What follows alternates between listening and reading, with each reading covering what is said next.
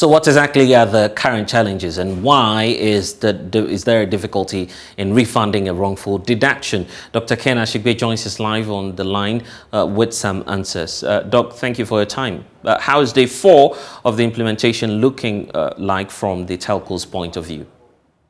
I think this point should be made that, and we keep repeating it, the E-Levy implementation is not done by the telco.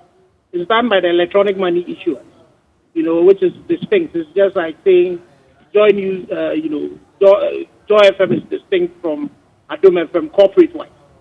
So that exactly, so there's the EMIs who are doing it. And I think, the whole process, it's continuous improvement. So most of the challenges that we saw at the beginning, the necessary works have been done on them, and they're being resolved. The point that has been made about for this particular phased approach, and as was said by Ellie, the numbers of people who will be sending money to their own wallets on other platforms, it's not that many. And so those ones, there's an efficient refund system in place that once you ask for the refund and you provide the ID that you used at the other end, as well as the transaction number, those refunds should be done for you. Apart from that, generally, I think day 4, everything has been planned. Right. Doc, it's good that you're touching on that point because more people are complaining of challenges in getting their refunds. Why are the telcos having challenges to simply refund monies deducted from the wallets wrongly? You're not listening to me. I said the telcos are not involved in this electronic money issue. It's the electronic money issuers. And I don't know who says if you look at the SLAs that are involved in getting these deductions, what would have to happen is that the checks would have to be made.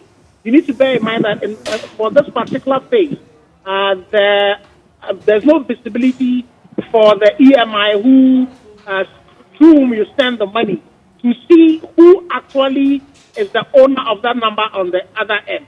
So those checks would have to be made, and they have to satisfy themselves that the ID you have provided and the transaction number you have given, that is actually you, and the transfers would have to, the refunds would have to be made. And so far, the data I am having, the reversal processes have not been any different from what happened. You know that typically, if you should send money to somebody and you realize that you had made an error in who you're sending it to, the same processes you would call your network, your electronic money provider, you would call the person to say, okay, this had been inadvertently done. The same checks that they have to do, they would have to go through that before the reversals are made for you. And it's the same processes that are currently happening. And so I will just entreat that this is just the 4th day of this particular operation. There might be some customers, if there are even some delays, they should bear with us. I'm pretty sure the processes will be fast-tracked as we go along. Dr. Ken Ashigbe, thank you for your time. Thank you very much.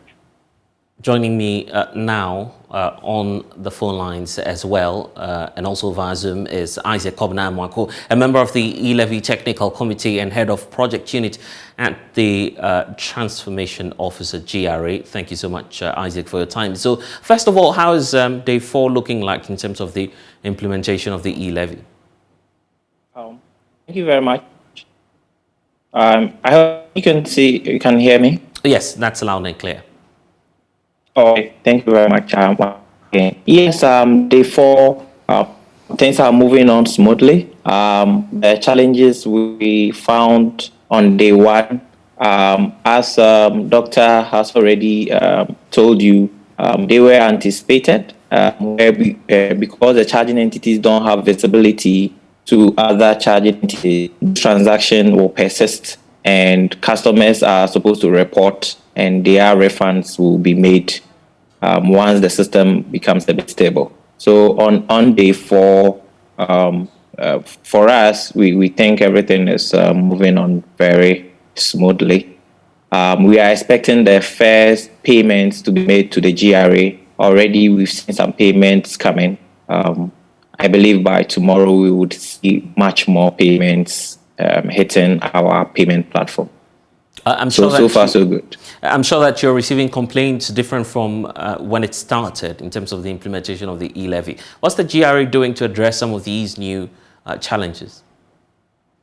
So far, we've not had any new challenge apart from people sending to themselves and they being charged, which the law says shouldn't. So that is the first category, and majority of the complaint falls in that category. And we have understanding with the charging entities that they will resolve these within 72 hours.